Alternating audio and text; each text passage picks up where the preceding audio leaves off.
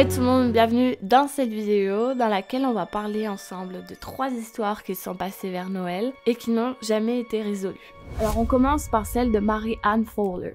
Le 24 décembre 2002, Mary Ann Fowler était en route pour aller voir son mari, Jerry Fowler, qui était un homme politique de l'époque mais qui avait été emprisonné pour corruption. Donc sur la route, elle décide de s'arrêter pour s'acheter un petit truc à manger, qu'elle s'arrête dans la ville de Port Allen et elle se rend dans un Subway pour acheter un sandwich. Peu de temps après, Mary Ann disparaît. Sa voiture est restée garée sur le parking avec à l'intérieur des cadeaux emballés, son sac à main et il y avait même ses clés de voiture sur le contact. Aussi, les enquêteurs vont trouver des faux ongles lui appartenant très probablement, qui étaient au sol juste à côté de sa voiture, donc ce qui indiquerait fortement que Mary Ann avait été attaquée et elle se serait battue jusqu'à en perdre ses ongles.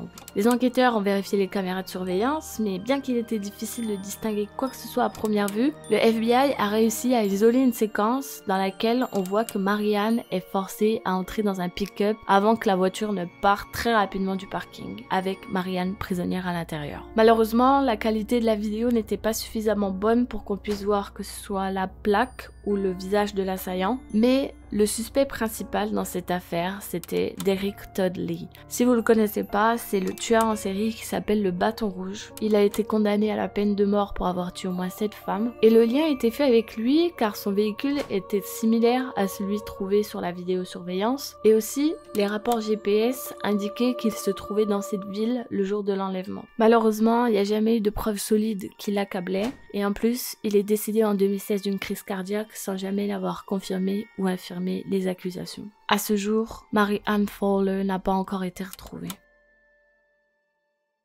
Maintenant, passons à la deuxième histoire, c'est celle de Melissa Brannon.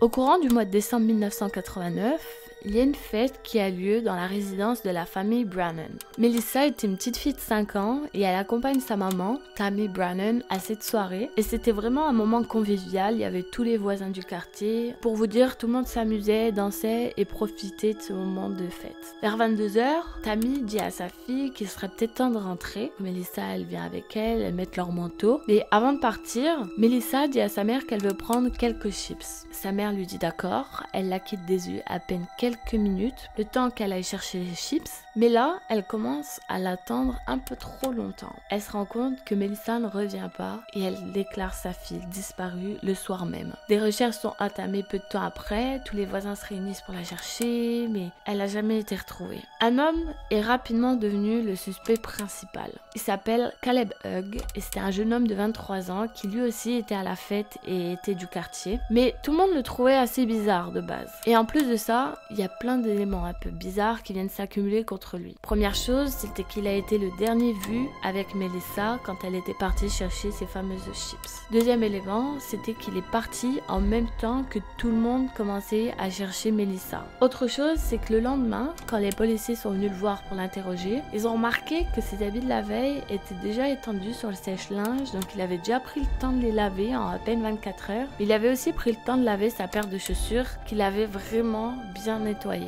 Une autre preuve accablante, c'est le fourreau d'un couteau vide qu'il avait aussi mis dans la machine. Autre élément encore, c'est que sa femme déclare que son mari n'est pas rentré chez lui à 22 h, mais beaucoup plus tard. Et dernière chose, c'est que le FBI a trouvé du sang et des cheveux dans sa voiture. Ce qui en soi ne prouve rien, mais ils ont aussi trouvé des fibres des vêtements. Elle portait un pull en laine bleu et une jupe rouge, et les fibres correspondaient aux matériaux de ses habits. Il a été condamné en 1991 à 28 ans de prison pour enlèvement de mineurs, bien que lui se proclame innocent. D'ailleurs, il a été libéré en août de cette année. Malheureusement, Melissa n'a jamais été retrouvée.